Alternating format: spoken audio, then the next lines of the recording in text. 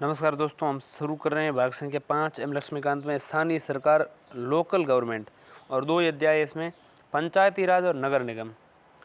तो इसको हम शुरू कर रहे हैं। सबसे पहले हम समझेंगे पंचायती राज को। पंचायती राज जो है, इसकी शुरुआत कब से हुई, पंचायती राज के लिए कितना लंबा संघर्ष करना पड़ा, ये सारी चीज़ हम इसमें समझने वाले हैं। अध्याय संख्या 38।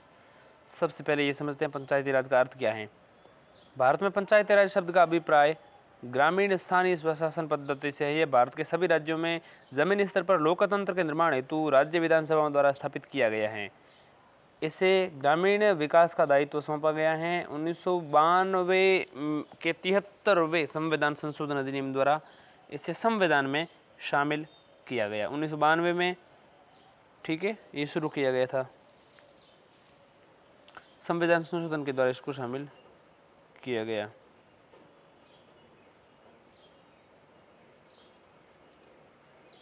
स्थानीय शासन के विषय को संविधान की 7वीं अनुसूची में राज्य सूची में दर्शाया गया है।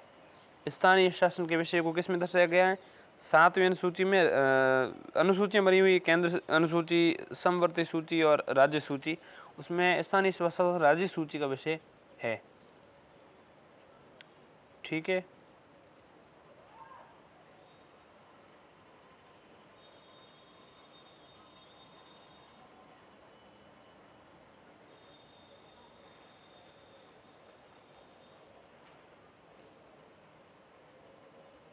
अब हम समझते पंचायती राज का विकास। सबसे पहले समिति बनी बलवंत राय मेहता समिति। बलवंत राय मेहता समिति पंचायती राज का विकास में जनवरी 1957 में भारत सरकार के सामुदायिक विकास कार्यक्रम 1952 तथा राष्ट्रीय विस्तार सेवा 1953 द्वारा किए गए कार्यों की जांच और बेहतर ढंग से किए कार्य करने के उपाय सुझाने के लिए एक समिति का गठन किया गया। ये स्वतंत्रता प्राप्ति के बाद की स्थिति है। और जनवरी 1957 में भारत सरकार ने सामुदायिक विकास कार्यक्रम जो 1952 में शुरू हुए और राष्ट्रीय विस्तार सेवा जो 1953 में शुरू हुई, इनके कार्यों की जांच करने के लिए बेहतर ढंग से कार्यों के उपाय सुझाने के लिए एक समिति का गठन 1957 में जनवरी महीने में बलवंत राय मेहता समिति का बलवंत राय मेहता की अध्यक्षता में समिति गठित की, जिसे बलवंत राय मेहता समिति कहते हैं। समिति ने जनवरी 1957 में इसकी स्थापना के बाद कार्य करते हुए नवंबर 1957 को अपनी रिपोर्ट सौंपी और लोकतांत्रिक विकेंद्रीकरण यानी कि स्वायत्तता की योजना की सिफारिश की, जो अंतिम रूप से पंचायती राज के रूप में जाना गया। यानी लोकतांत्रिक विकेंद्रीकरण यानी कि प्रांतीय स्वायत्तता की सिफारिश उन्होंने की। समिति द्वारा की गई विशिष्ट सिफारिशें निम्नलिखित हैं। पहली सिफारिशें बलवंत राय मेहता समिति की क्या है, जो जनवरी 1957 में बनाई गई और समिति नवंबर 1957 में अपनी रिपोर्ट सौंपती हैं। 1857 के 100 साल बाद की घटना है। पहली है त्रिस्तरीय पंचायती राज पद्धति की स्थापना इन्होंने की थी। गांव स्तर पर, ग्राम स्तर पर, ब्लॉक स्तर पर पंचायती राज समिति और जिला स्तर पर जिला परिषद। ग्राम स्तर पर ग्राम पंचायत, ब्लॉक स्तर पर पंचायत समिति और जिला स्तर पर जिला परिषद की स्थापना की बात इन्होंने की। ये तीनों स्तर आपस में अप्रत्यक्ष चुनाव के गठन द्वारा जुड़े होने चाहिए।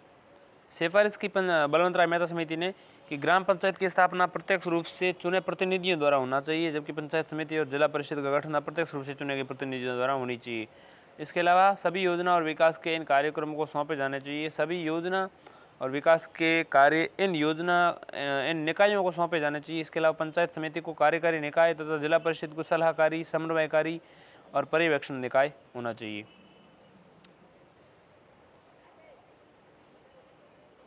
इसके अलावा जिला परिषद का अध्यक्ष जिलाधिकारी होना चाहिए। इन लोकतांत्रिक निकायों में शक्ति और उत्तरदायित्व का वास्तविक स्थानांतरण होना चाहिए। इन निकायों को पर्याप्त स्रोत मिलने चाहिए ताकि ये अपने कार्यों और जिम्मेदारियों को संपादित करने में समर्थ हो सकें। भविष्य में अधिकारियों के और अधिक प्रत्यायन के लिए एक पद्धति विकसित की जानी चाहिए। समिति की इन सिफारिशों को राष्ट्रीय विकास परिषद द्वारा 1958 में स्वीकार किया गया। परिषद ने किसी विशिष्ट प्रणाली या नमूने पर जोर नहीं दिया तथा ये राज्यों पर छोड़ दिया ताकि वे अपनी स्थानीय स्थिति के अनुसार इन नमूनों को विकसित करें, किंतु बुनियादी सिद्धांत और मुख्य आधारभूत विशेषताएं पूरे देश में समान होनी चाहिए, इस बात पर जोर दिया। ठीक है, जनवरी 1958 में स्वीकार कर लिया गया। समिति की इन सिफारिशों को और राष्ट्रीय विकास परिषद द्वारा स्वीकार किया गया। और परिषद जो बनी थी राष्ट्रीय विकास परिषद ने, इसने किसी विशिष्ट प्रणाली या नमूने पर जोर नहीं दिया, ये राज्य पर छोड़ दिया। राजस्थान देश का पहला राज्य था जब पंचायती राज की स्थापना हुई। इस योजना का उद्घाटन 2 अक्टूबर 1959 को राजस्थान के नागौर जिले में तत्कालीन प्रधानमंत्री पंडित जवाहरलाल नेहरू द्वारा किया गया। राजस्थान के नागौर में 2 अक्टूबर 1959 में, 60 से 1 साल कम। ठीक है, 2 अक्टूबर। इसके बाद आंध्र प्रदेश ने इस योजना को 1959 में लागू किया। ठीक है, 59 में योजना को आंध्र प्रदेश ने लागू कर दिया। इसके बाद अधिकांश राज्यों ने अपनी इस योजना को प्रारंभ कर दिया। यद्यपि 1960 के दशक के मध्य तक बहुत से राज्यों ने पंचायती राज संस्थाएं स्थापित की। फिर भी राज्यों की इन संस्थाओं में स्तरों की संख्या, समिति और परिषद की सापेक्ष स्थिति, उनका कार्यकाल, संगठन कार्य, राजस्व और अन्य तरीकों में अंतर था। उदाहरण के लिए राजस्थान ने त्रिस्तरीय पद्धति अपनाई, जबकि तमिलनाडु ने द्विस्तरीय पद्धति अपनाई। पश्चिम बंगाल ने 4 स्तरीय पद्धति अपनाई। इसके अलावा राजस्थान, आंध्र प्रदेश की पद्धति की पंचायत समिति मजबूत स्थिति थी। राजस्थान आंध्र प्रदेश पद्धति में पंचायत समिति की स्थिति मजबूत थी क्योंकि नियोजन और विकास की इकाई ब्लॉक थी, जबकि महाराष्ट्र गुजरात पद्धति में जिला परिषद शक्तिशाली थी क्योंकि योजना और विकास की इकाई जिला थी। कुछ राज्यों ने न्याय पंचायत की भी स्थापना की, जो छोटे दीवानी और आपराधिक मामलों के लिए न्याय पंचायत बनाई गई।